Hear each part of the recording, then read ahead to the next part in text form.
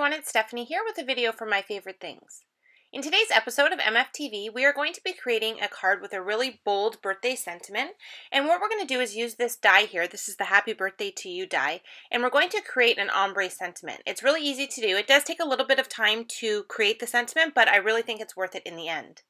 So to start off, I have a panel of white cardstock that I've cut out with the largest wonky stitch rectangle die, and this just gives that rectangle a nice finished edge for our card design. To create the actual sentiment, we're going to be doing some masking to kind of mask the letters so that we can use that negative space to do some inking to create the ombre look. So what I've done is I've cut the whole sentiment out of masking paper, and it's kind of cut to the same size as the panel.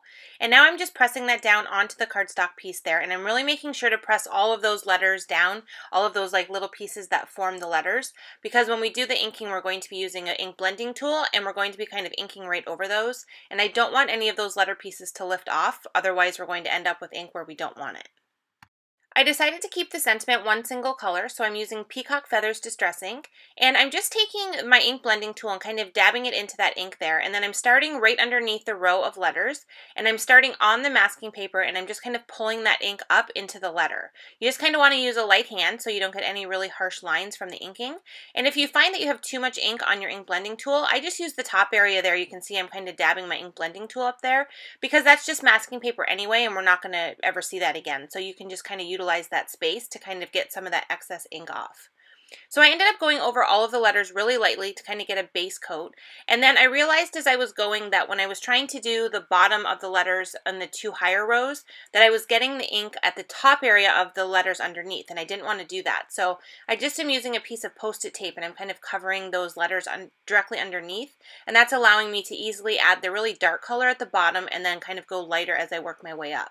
And now this is the magic. This is when we lift off the mask, and you can see the great sentiment that we're left with. We have this really fun ombre look. It's completely flat in one layer because it's all ink that's created the look, and I just think it looks so fun and just really adds a lot of emphasis to that die cut sentiment. Now, if you don't mind the look of letters without the inside pieces, you can definitely leave it like this and not worry about adding them back in. I, for one, have to have them back in. I can't have letters with no centerpieces in there. It just bugs me. So I decided to take the extra time to go ahead and add the centerpieces back in. So I just cut the whole sentiment from a piece of white cardstock, the same cardstock that I used for the panel.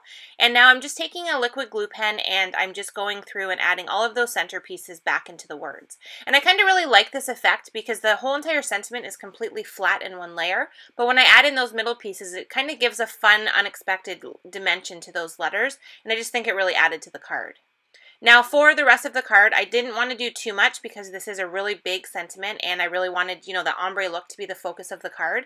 But I decided to use this little chicken image from Farmtastic. I love chickens and I thought it would work really well to have them kind of standing up above the birthday word there because we have that space. And then there is a great sentiment in the stamp set that says you're still a spring chicken, and I thought that worked really nicely with the happy birthday sentiment.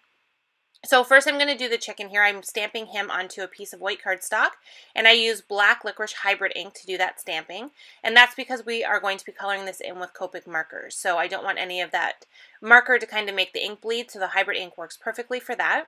So I want the chicken to kind of have the look of being white, so I'm using some warm gray colors to kind of add some shading to him.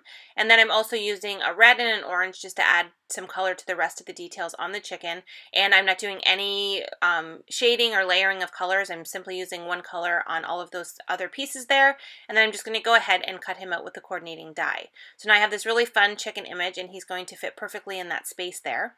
So I'm just going to use regular adhesive. I decided not to pop him off of the card, so I'm going to add him directly on there with some tape runner. And then I'm going to take my warm gray Copic markers once again, and I'm going to add a little bit of color under his feet, just to kind of give him some ground or some shading underneath of him so it doesn't look like he's kind of floating in space up there. And then once I have him all finished there, I can go ahead and work on the second part of the sentiment.